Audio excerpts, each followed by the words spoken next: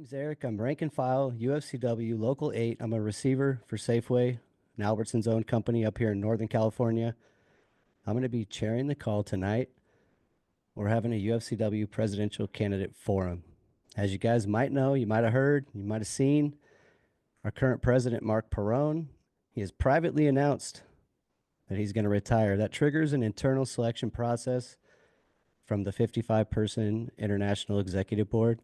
Now, that board's made up of some local union presidents, but it's also made up of some unelected international staff and officers. So we've got 55 people currently wheeling and dealing behind closed doors, trying to choose who the next president is going to be of our 1.2 million member union. And we don't get a say in that process. And shocker, non-shocker, for those of you who have been around for a while, that's how it's always been done. This is how the changing of the guard has occurred, and then they get rubber stamped at the next international convention. And we have an international convention coming up in 2028. So they're at it again. They're gonna pick their future king, and everybody will be expected to fall in line in 2028. It's an unfair process, and it needs to change. And that's why we've gotten together to call for the right for every union member to have a say in this process. It's something that's called one member, one vote. And we've been asking for this. We've actually been sending letters to our local presidents asking for members to have a voice. The International Executive Board is going to be meeting up tomorrow to decide who the next president of the UFCW International is going to be. And they could have opened up this process to members, but they chose not to. So what you're here being a part of right now is us deciding to do it ourselves. We put together this candidate forum to give the members a chance to ask questions and get to know any of the candidates that are going to be running for president for UFCW International. And it's also a chance for any presidential candidates to try to earn the trust of their members and to give everybody a little bit of a taste of what elections could actually look like if the members were in a position to vote. I want to make sure everybody kind of understands like how unique and important this is. Mark Perone's been the president for 11 years. Since UFCW was formed in 1979, there's only been 4 presidents. They serve about 11 and a half years, and this is our chance, and we don't get very many of them, to push for real change. And so before we go any further, because I like to say things and speak out of pocket, I got to throw it over to Enrique from the Essential Workers for Democracy for a quick disclaimer. I'm Enrique. I'm a national organizer with Essential Workers for Democracy and a former rank and file UFCW member out of Fred Meyer, a Kroger company. Tonight's forum is hosted by Essential Workers for Democracy, but before we get started, a little disclaimer, like Eric was saying.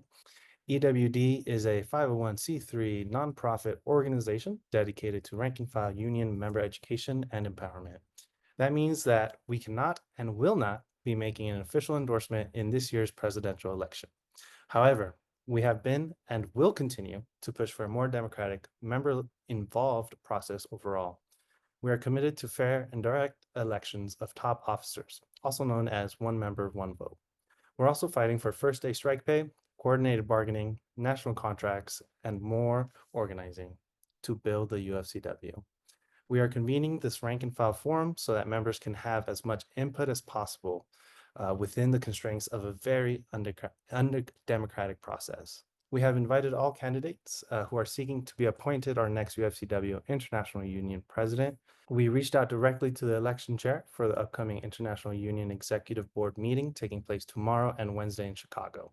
We asked that the chair inform all candidates that they are welcome to participate in this forum. Unfortunately, only one candidate has responded to our invitation: former UFCW 3000 president and former UFCW International Union Organizing Director, Todd Crosby. No other candidate has responded to our invitation. Other panelists today are rank and file members from across the country. In addition to Eric, we have Kathleen Scott from UFCW Local 770 in Southern California, working out Albertsons. We have Keong Berry, UFCW Local 3000 in Washington, Albertsons. Emily Simpson, UFCW Local 328 in Massachusetts, Stop and Shop. And Rob Schweitzer, UFCW Local 876 in Detroit, Michigan, Cattlemen's Meat and Produce. Thank you to our panelists, but please note that any and all opinions expressed by our awesome panelists and candidates are independent of EWD and do not constitute an EWD endorsement. Thank you, and back to you, Eric.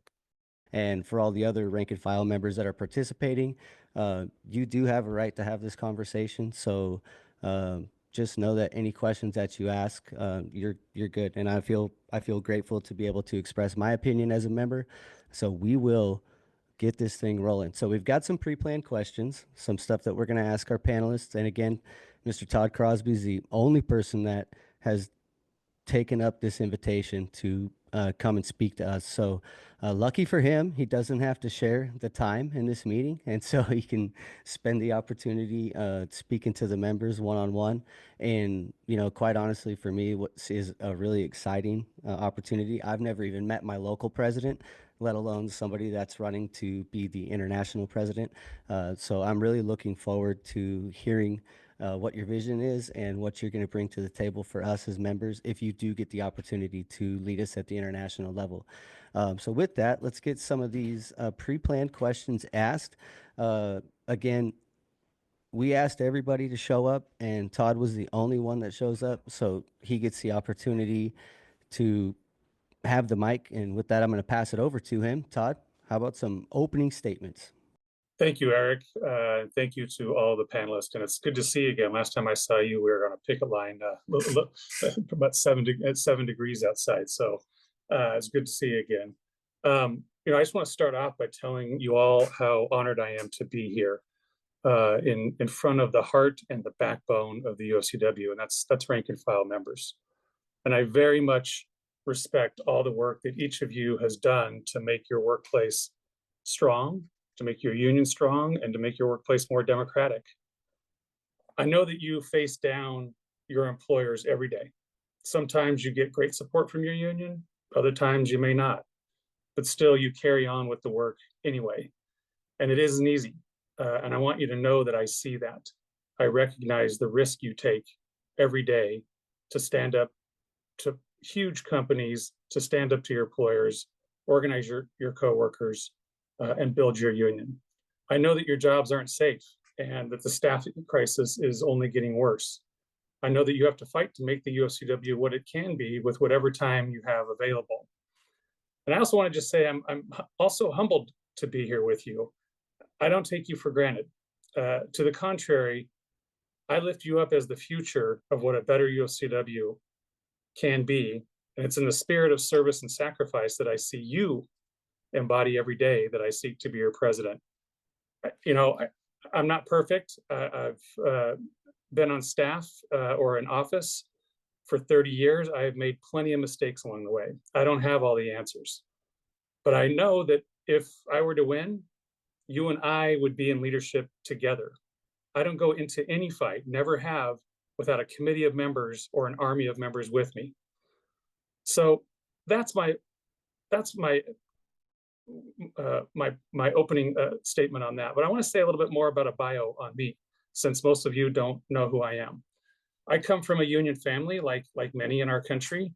I grew up understanding that every now and then, my dad, a railroad worker, might be on strike when I got home from school, or my stepdad, a machinist at one time, might go on strike, or my uncle, who was a baker at Frito-Lay, might be representing his coworkers in a disciplinary meeting.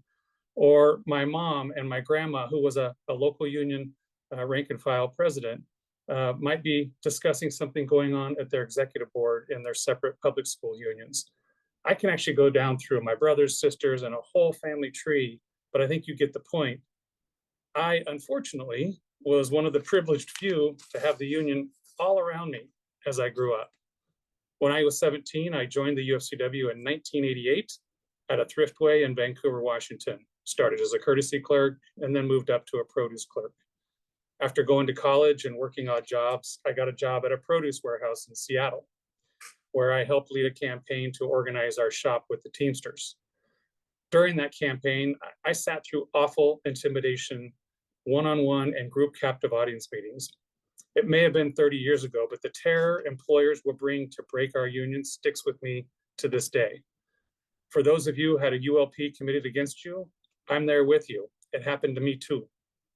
Soon after that campaign, I got hired as a staff organizer with UFCW 1001 in the Seattle area. Over the next 25 years, I worked primarily as an organizer, organizing workers that didn't have a union into our union. And I also trained hundreds and hundreds of stewards along the way, before then eventually becoming secretary treasurer for a short time, and eventually president of Local 21, which is now called UFCW 3000, the largest UFCW local in the US. In 2019, I then moved on to become the International Union Organizing Director. In 2023, I went back to the local to help lead a coalition of locals fighting to stop the Kroger-Albertsons merger. One bit of privilege, my wife Tiffany is home in Seattle right now, and my daughter Alexa is away at college. She's a junior, and my son is about 3 weeks away from graduating high school. So I've got to mention them as part of my bio. But that's a little bit about me. A little preview for tomorrow afternoon, as well as I know it. I don't know what actually is going to happen. This executive board, to their credit, is considering new ideas to open up the process. That process has yet to be adopted, so really nobody knows who it is or what it is. One of the options is to have a process, a forum type process like you guys are holding for each candidate.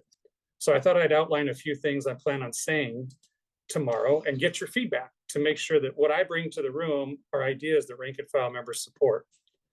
The first one, and this has been a long frame in my mind, is we need to mobilize tens of thousands of members every year to come off the job and work on organizing campaigns to build our union by the hundreds of thousands over the next few years. This will require all year-round training for members to know their rights and learn the best practices to organize. So while I can't see all of you, hopefully that sounds about right. A second idea is to push for larger coordinated bargaining campaigns with members at every bargaining table in this country and Canada, joining at each other's bargaining tables, even if it's a time zone or two away. And I know today that is actually happening, where members from Southern California and Denver, and eventually Seattle and Denver, are all joining each other's bargaining tables. We need more of that across the country and in Canada. Because when employers see members at the table, it gets their attention right away. It changes the whole game for what kind of contract we get. So again, hopefully that sounds right to you guys. I'd love some feedback on that. And those are just two of the ideas I plan on sharing, and many more that I wish that there was a more open process to share, hopefully in the future, whenever there's a next new president. I've got more like them, but all of them are centered on member power at a much higher level than we currently have. Look, I'm pretty basic. I have a core belief that if it needs to be done and can be done, that we have to do it with members at the forefront. I don't think that there's any other way to win. And in my experience, I've never seen it any other way. And that's where member democracy starts and happens every day. You know, I still stand behind my votes at the 2023 convention, both on the executive board and on the floor, calling for one member, one vote for the top officers and other critical union democracy measures. I stand by first day strike pay and a whole bunch of other things that we voted on that unfortunately didn't pass. And I want to be clear, though, as important as those are, conventions and strikes don't happen every day. As important as those are, it's even more important that members take action to democratize their workplace, their communities, and their local unions every day. And that's what mobilizing tens of thousands of members every year does. That's the mainstay of member democracy. So that's a little bit about who I am. I think I'm coming up on my allotted time. It's where I stand on a few of the most important issues. You know, I think we're getting close to maybe the Q&A or the panelist time, so I'll just hold off there. But again, before I do, I just want to thank you again for the opportunity to be here with you. This means a ton to me. Absolutely, Todd. Great introduction to the UFCW membership. You know, I don't speak for everybody in this room, but I have heard 100% of the membership that I've spoken to say that they would want the things that you're speaking for. And for some reason, 100% of the staff have told me that it should stay the way it is. So it's very refreshing to hear somebody come with a different perspective. We've got a few more panelist questions, and then we'll open it up to the Q&A from the audience. But right now, I'm going to turn it over to Kathleen. She's got a question for you, Kathleen. Hi. Okay, so my pre-written question was, what are your plans for the UFCW? What changes would you make over the next 5 years? And I think you kind of covered that with your outlining your vision. But are there any other changes that you really want to see in the UFCW over the next 5 years? Yeah, thank you, Kathleen, and good to see you again. So, there's this old saying that I actually think is true, is don't tell me what your values are, show me your budget, and I'll tell you what your values are. So these, mobilizing members, and I'm talking about a program we have that's called SPURS, or Special Project Union Reps. Sometimes people call them lost timers. That has to come out of the pool of money that the members put together in their union. And I would start with a goal of having 20% of our internationals budget go towards organizing, and the largest part of that to funding members to come out off the job for short periods of time, whether that's 3 days or 3 months, to come help build their union. So that's one very specific thing. There's a lot that goes in to coordinating bargaining, and the Kathleen, the table you're sitting at was really an outgrowth of probably close to 6 years of local union officers and members trying to get together to talk about these safety summits, the Kroger-Albertsons merger fight. So I'm under no illusions that happens quickly. There's a lot that goes into it, but the biggest part of that is members exchanging ideas about what that would look like for them. A third one would be to look at our political program and make it much more member-centric all year round. To have a program that not only reaches out to our members, but reaches the broad spectrum of the working class, including the poorest of the working class, to come along with us to electoral fights, so we can be in a little different situation in this country than we find ourselves currently in. So those are just a little bit more depth on the ideas, and maybe one more example for you guys to chew on. Thanks for the question, Kathleen. Awesome. Thank you, Todd. We've got another question coming from Kyung out of UFCW 3000. Hi, Todd.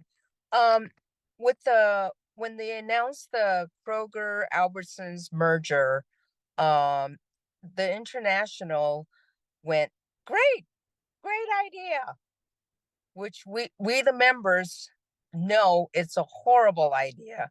And we the members and our local president and several locals got together and said, hell no, and we beat the biggest merger in grocery ever. And what would you do to help make sure this doesn't keep happening? Because members lose out when mega mergers keep happening. Corporations are too big nowadays.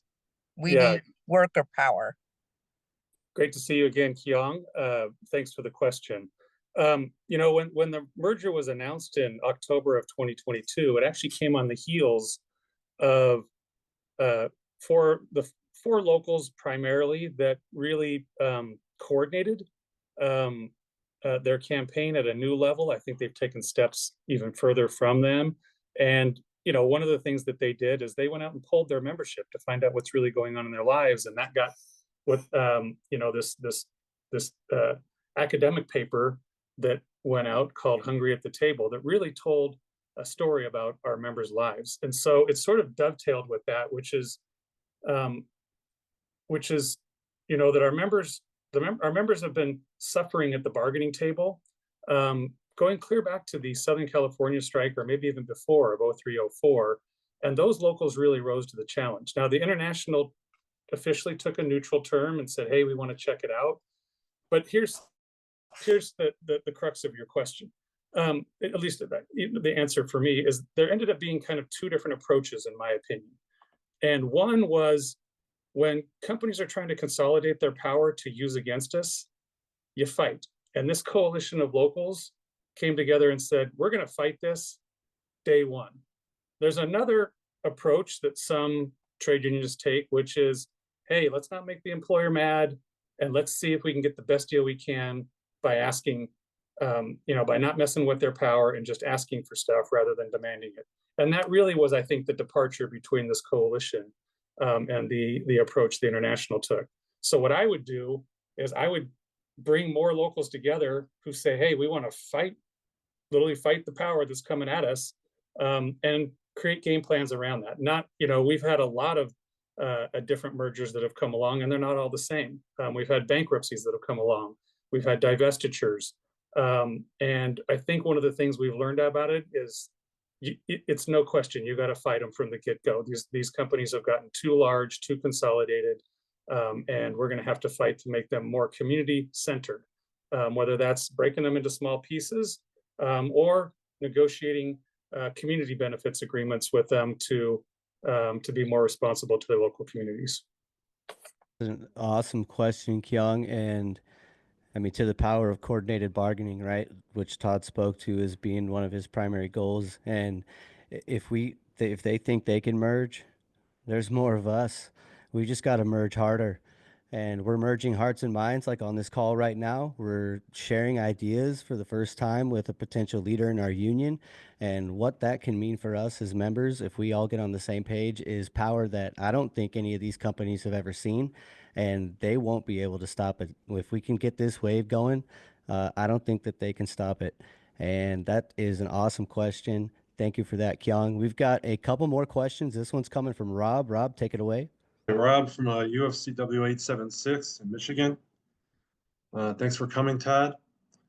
While corporations have been getting bigger, union density in this country and Canada, I presume, has been going down.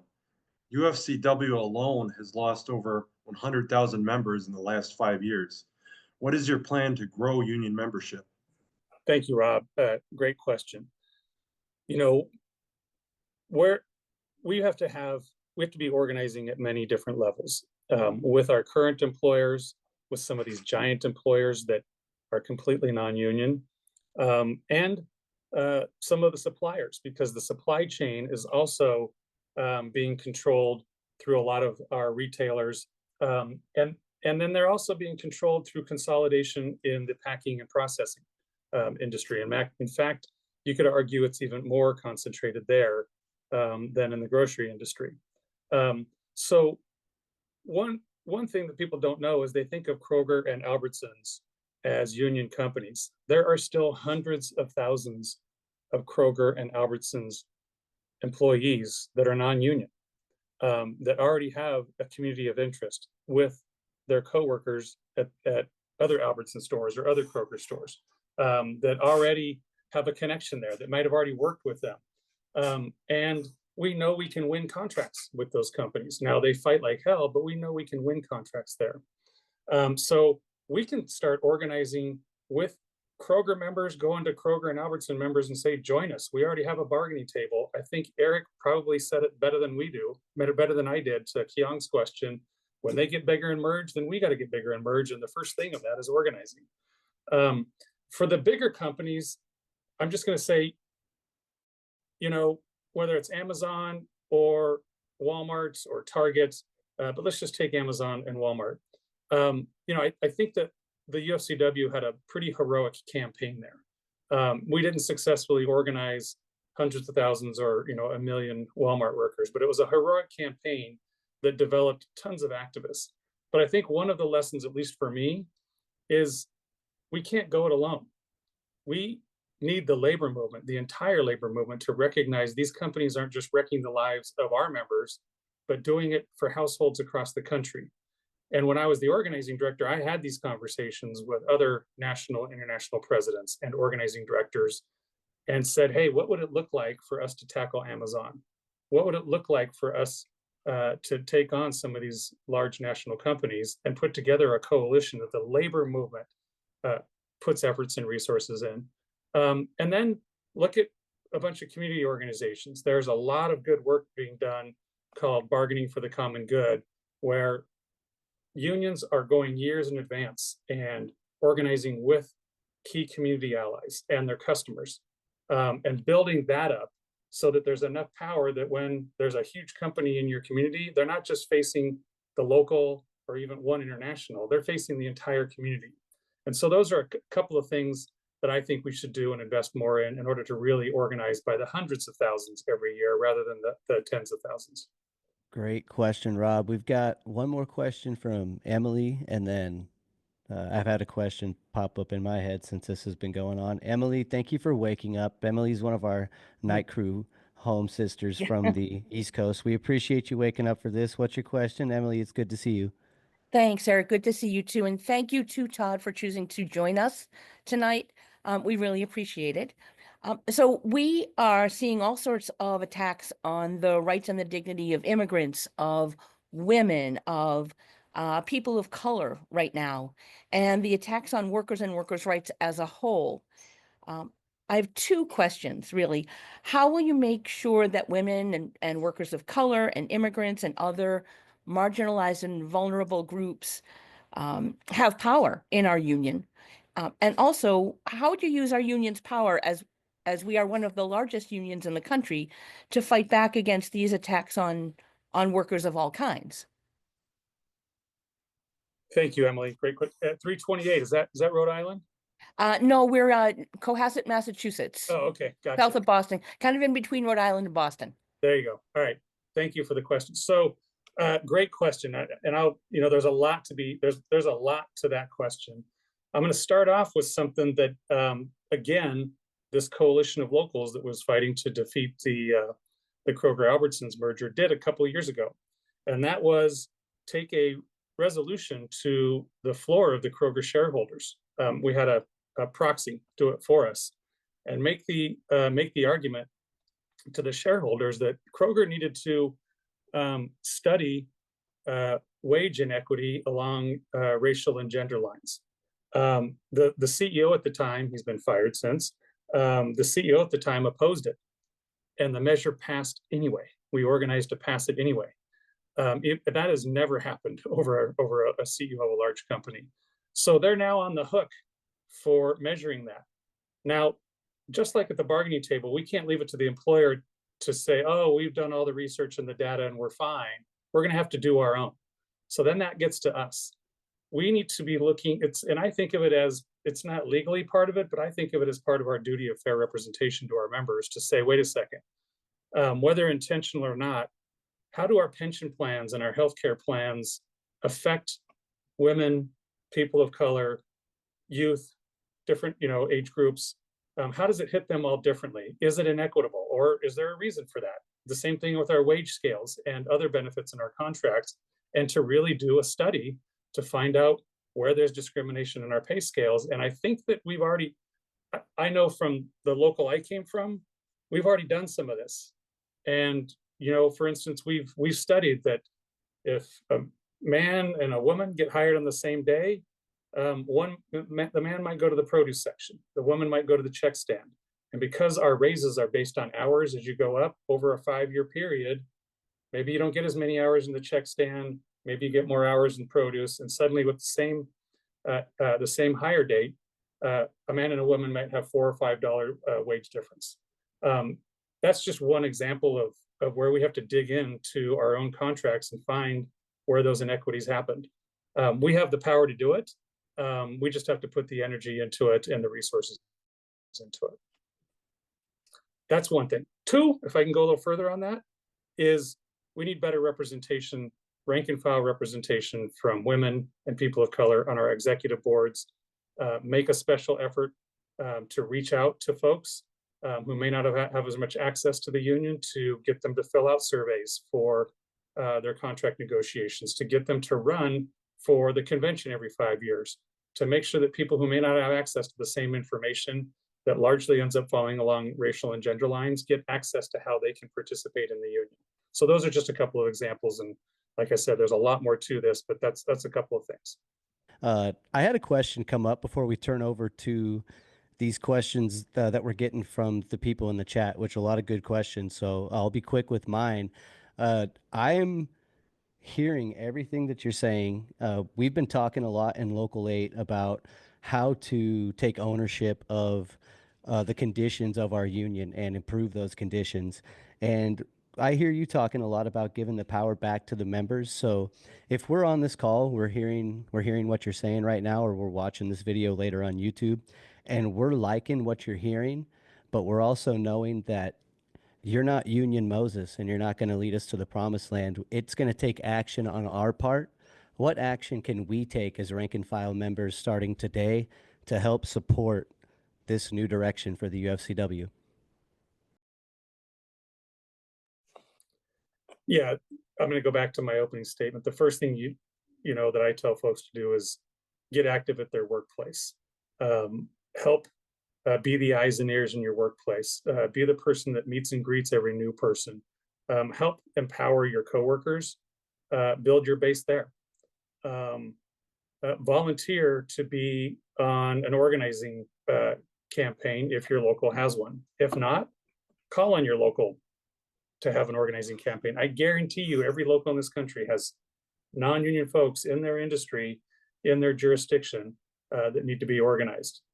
If you get a chance to get active in a political campaign, get active doing that. Build your skills, build your union, and at some point in time, run for executive board. Hopefully, the local I come from, according to our bylaws, it's got over 50 members on it, and only 5 could be from staff. All the rest have to, by definition, be from the rank and file. Run for your executive board, and then run for the International Constitution.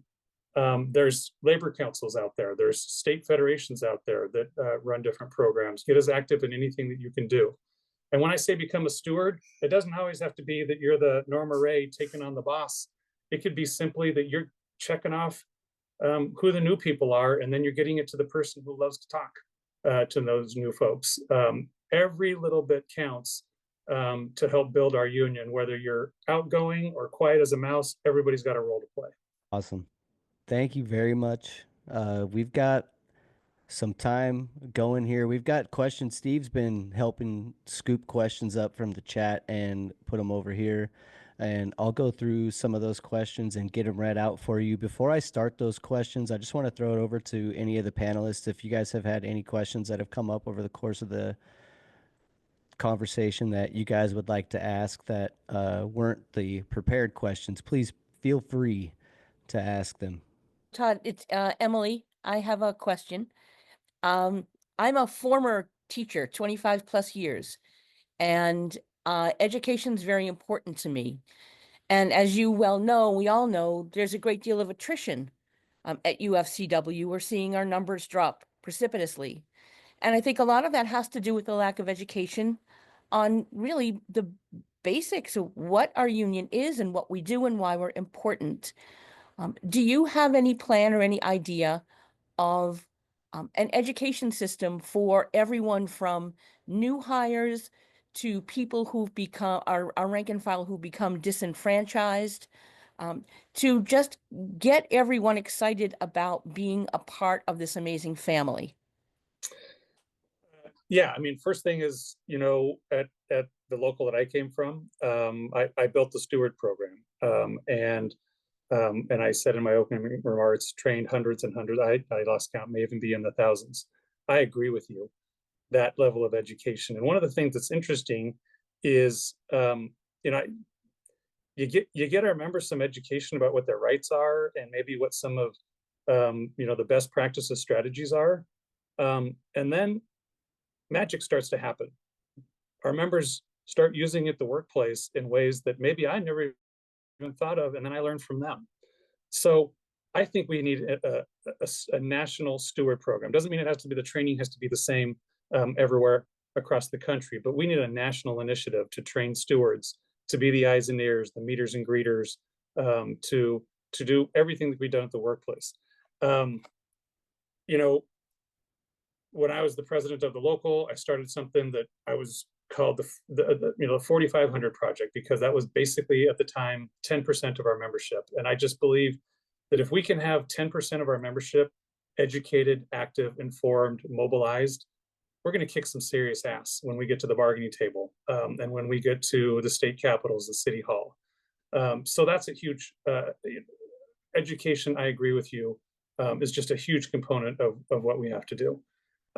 So I would love to work with all of you in whatever capacity is coming at me in the next few days, to help build that program across the country, whether I'm the international president or not. But I agree with you, Emily. Right. We can hit it. We can go into these questions. They're piling up. So I'm going to hit them rapid fire. You can answer them as quickly as you want to. I'll detect that you're done answering and move on to the next question. And we could try to get as many people's questions in as possible. If anybody has any questions they would like to add, you could throw them in the question and answer portion down here at the bottom of the Zoom. A ton of great information so far. Thank you again for your time, Todd. All right, this one's coming from Nick. He wants to know if you've got a plan for providing funding and organizing to the Cannabis Workers Rising campaigns. Yes, great question. Cannabis is tricky. It is, as I'm assuming that the person asking either knows this already or comes from the cannabis industry, it's still illegal with the feds. So it is different for us to organize there. I have the belief that we have to take more of an industrial approach, and I kind of terminology here, rather than enterprise by enterprise or company by company. I think we have to take an industrial approach and create organizations that we can actually organize through. I think we're going to have to do it. One of the ways to get to industrial approach, I think we've learned from, that I was a big fan of and still is, but I've learned it's not enough. And a lot of our locals have done a good job of fighting for labor harmony agreements, labor peace agreements, that, you have to have some sort of relationship with the union that's different in each state that has these in order to get a license. That's a huge amount of leverage, but it still hasn't been enough to create an industry-wide organization. One of the things that I think is important is to establish negotiated benefit programs and have one national benefit program for healthcare, for pension, and for apprenticeship and training. A lot of these jobs are highly skilled and very dangerous jobs. Extracting the oils out can be very dangerous. Chemical burns, they can be dangerous because one jar of cannabinoid oil can be $1 million. And these places get robbed. Fertilizers, chemicals, and how you use them is actually a very skilled job. So there's a lot of things that we can do to build centralized organizations that we can organize through. And when you do that, like, hey, you have to get a certification or something through the UFCW in order to be able to have one of these jobs. Well, that gives us access to workers on an industrial level rather than enterprise by enterprise. What's happening now is there's a lot of locals spending a lot of money, of their dues payer money, on organizing cannabis workers. And those cannabis workers desperately need a union, but it's hard to get the dues income back to pay for all of the work that it takes to jump around enterprise by enterprise. So we need to have a full-throated effort to go after the entire industry. And let me say one other piece. There's also natural allies. This may not be intuitive. There's natural allies that we have in the employer community within the cannabis industry. There are people of color who are fighting to get a certification. They're fighting to get businesses, and they desperately want the union's help to train their workers, to get them health care, to get them pension. There are natural allies in this. They're small shops, basically small business operators can be our natural allies in this. And I think we're missing an opportunity to form coalitions, particularly with African-American community groups and African-American cannabis business associations to help build an industrial approach. So those are just a couple of ideas. Great question. You got full support from all of the cannabis supporting locals in the chat. Everybody is fully on board with everything you said there. And shout out to all of our new cannabis brothers and sisters. Another question. We're going rapid fire here. George out of UFCW Local 700. He's a geographically isolated local. How can they get connected to other locals like them? 700, that's Indiana? Yeah, so I guess it depends on what part of Indiana. Obviously, Indianapolis is a big area. You know, the UFCW is broken into regions, and one way, you know, it depends. People can have all sorts of arguments about whether those regions are broken up well, but there is, you know, we're a large enough union that we can create structures to bring people together on a regional basis. I don't know where you are in Indiana and what your proximity is to another local or even to other shops in your own local. There's also central labor councils. Some of them function well, some of them do not. I don't know where you are, but hit up your local central labor council and get connected to other union members in the community and start getting active in programs with them. And then just to come back to it, you know, I said I was a basic guy. I'm gonna come back to the same thing over again. Find steward training materials, either through this group here. There's a lot of educated members on here who've gone through steward trainings. Get active in your job, build up solidarity and strength in your own shop, and then go to the closest town next door and the closest town after that and just build it out. Awesome. Great answer. There's a couple of questions in here. I'm going to blend them together into one. It has to do with the 2028 general strike and Sean Fain calling for all the large unions to prepare for that. Do you have anything to say about that? And will the UFCW take a position? If I was the president, I'd come out and say, we're with you, Sean. We're going to work towards that goal.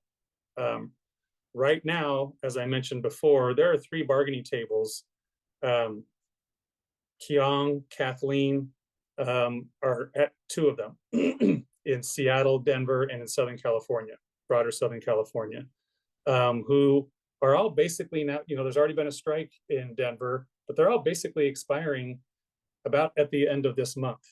There are other locals out there that have contracts in close proximity. I'd be saying to Sean Fain, we're going to try and get there with you.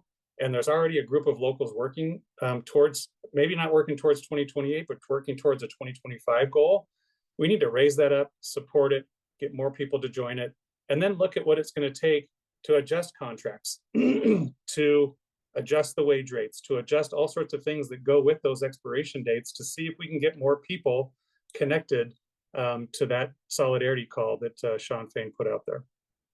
So without a doubt, 2028 is on my mind, and I think we should be looking towards it to join with the auto workers and anybody else, Teamsters, anybody else whose contracts are expiring at the same time. Awesome. That's exciting. And for any companies that might be listening, that is scary. You know, let me add one more thing to that. I grew up with, and I've seen it in action, is the realistic threat of a strike is sometimes more powerful than going out on strike. And believe me, hundreds and hundreds of thousands of workers across all industries who are saying we're ready going into the spring of 2028 probably means those employers are going to say, hold on, time out, let's come to the table and be reasonable.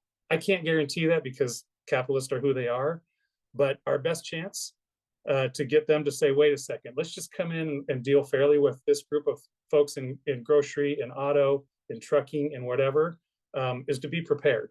And the bigger group we can have prepared, as you said, even better than I did, is merge ourselves together and we've got a fighting chance to win. Awesome. All right. We've got a couple more, just about 10 minutes left on the call. One coming in here, Mark Perone. He makes a salary of over $345,000 a year. As president of the International, would you support salary caps? And specifically here, the question asks if you'd take the take-home wage of an average wage worker. Yeah, great question.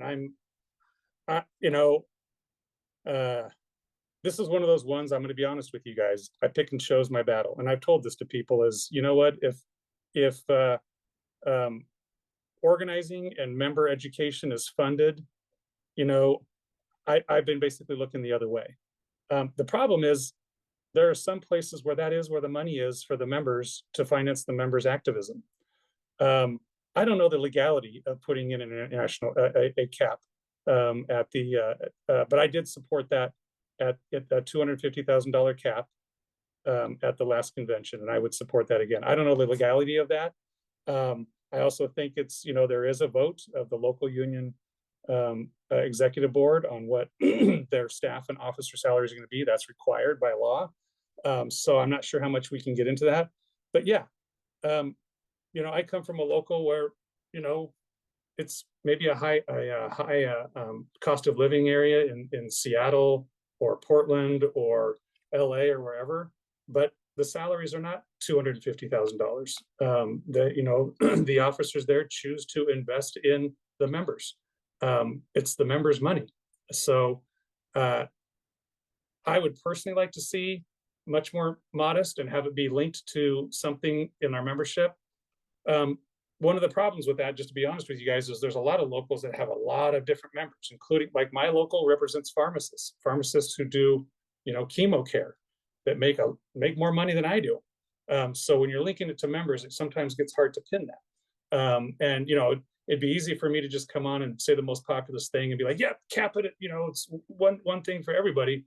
But there is local union democracy. It is more complicated than that by, you know, based on what members make. But I definitely think that there are several places where officer salaries have bitten into the ability for the local to invest in their members' activism. I think that the issue that we have with salaries has to do with what we feel like we're getting in return as members. And I think that there's a huge disconnect when we look at some of these president salaries, local presidents and staff and reps. We don't feel like we're getting the return on that investment. And if we did, I bet we would be a lot less critical on those salary numbers.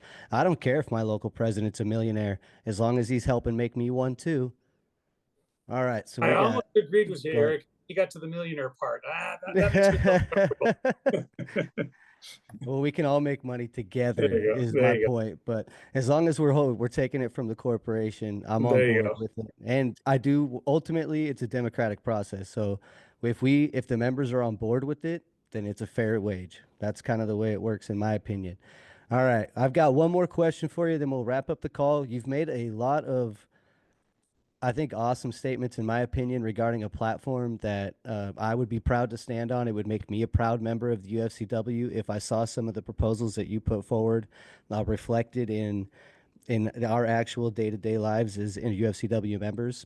So with all these things you're talking about, like coordinated bargaining, national stewardship, spur programs, expanded organizing, all of that, what do you do if you come up against an executive board that's hostile to those ideas? Well, you got to organize. And here's one thing about, you're talking about the International Executive Board, or is that what you're referring to, the International Executive Board or the local? Yeah. Well, one of the things about, for better or worse, the International Constitution is it grants a lot of authority to the International President and the Executive Committee. Within the UFCW Executive Board is a 5-person executive committee of the President, Secretary, Treasurer, and 3 executive vice presidents to make decisions about the union. But you bring up a good point. This is, you know, you can't sit here and say, hey, we want union democracy, and then you know, govern as a dictator. So there is a lot of work to be done. One of the things I would want to do is build committees amongst the executive board to have them work and have those local union leaders lead committees to talk about coordinated bargaining with JBS and Smithfield and Tyson and Kroger and Albertsons and wherever we have national employers, and put them to work helping lead those tables. They're going to disagree with me. They may even be right. I'm going to learn stuff from those folks. I don't have all the answers. But I do believe that collectively, even if there's some people that disagree with me on that board, that collectively we're going to figure it out. And then the other part, that's the biggest part, is building a member committee around those ideas. The members hold us all accountable. The reason why I don't walk into a room, a bargaining, you know, a negotiations, a state capitol lobbying fight without members, one is I don't have the shop floor expertise that they do. It's been 30 years since I've been on the shop floor.